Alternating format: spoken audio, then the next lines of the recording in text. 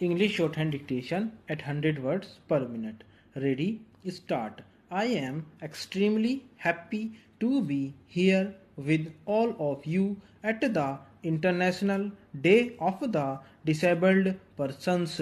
This occasion signifies the triumph of the human spirit, and India joins all other nations in saluting it. I extend my heartily congratulations and greetings to the winners of the National Awards for the Welfare of People with Disabilities this year. These national awards recognize the outstanding achievements of these persons with different abilities. They symbolize that disability is no impediment to attaining excellence and that disabled people are second to none in any activity. I would like to felicitate the awardees in all categories, especially the disabled persons whose extra dedication and courage have been recognized through this award. Equally important are the institutions and individuals that have helped bring persons with disabilities into the mainstream. I am pleased to see in this hall so many award winners and other dedicated persons who are themselves disabled or working for the cause of the disabled. Each of them has carved a place for themselves in their respective fields. India's history has had many people with outstanding abilities who transcended their physical limitations.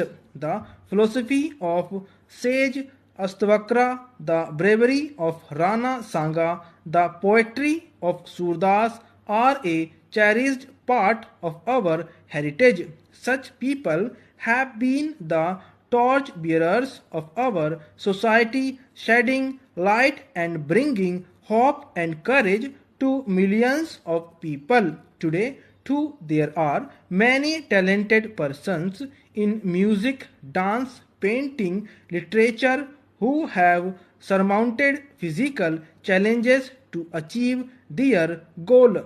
For example, the artists so dedicatedly paint using only their foot and mouth and create such wondrous pictures. Ved Mehta, one of our foremost writers, cannot see the National Award Day is an appropriate occasion for introspection and future planning. The task before us is challenging. We need to prevent disability. We also need to train and rehabilitate disabled people through education, training, and productive employment. Prevention and early detection of disability needs good health services, nutrition, family planning, and immunization programs like the Pulse Polio have to be strengthened. In this connection, I am happy to announce that the National Pilot Project for Early Intervention to prepare the mentally challenged persons to integrate with family and community that I had inaugurated in June this year is being extended to cover 1 lakh children. We can take the help of technological progress for the disabled persons.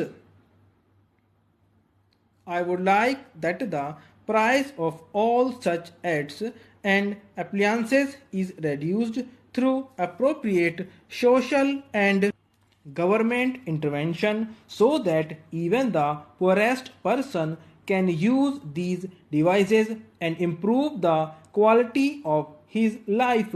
The physical environment in which the disabled live and work has to improve. Facilitating access to building and public transport can go a long way to easing the difficulties which disabled persons encounter.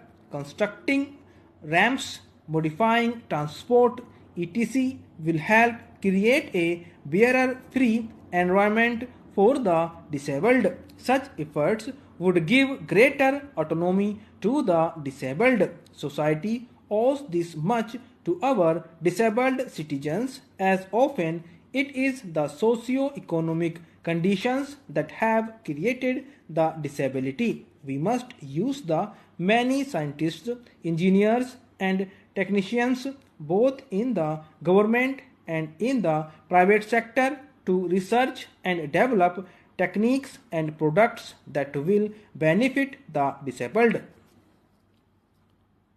The social sector has so far been the responsibility of the government. Liberalization is now transferring more responsibility on the private sector. The government and the non-government sectors have to work together, especially in the social sector. Laws have to be changed to facilitate the disabled. Society's attitude too must change from pity to active compassion. Only then can the disabled get their rightful share of all benefits that society can offer. Healthcare, education, and employment are the critical areas where the disabled need greatest support. They also need social rehabilitation both within their families and in their neighborhoods. There are rigidities in the system because of which the disabled are not able to use even the facilities that the law provides. There are few facilities that will help them even cast their vote. These legal, administrative, and physical barriers must be removed. The government, NGOs, and professionals have to get together and identify how to provide these critical services to the disabled, especially for disabled women in rural and far-flung areas who are the worst sufferers. We must pay extra attention to the northeastern states and to Jammu and Kashmir. I again applaud today's awardees for doing so well in their chosen fields despite several odds. Their success is due not just to their indomitable spirit but also to the wholehearted support of their family and community, which needs to be acknowledged. India has to work tirelessly to create a society where the disabled are fully integrated in the daily lives and in the hearts and minds of all of us. They too are a part of our precious human resources, and they too can and must contribute equally in national building. I hope and trust that this shall be achieved in future. Stop.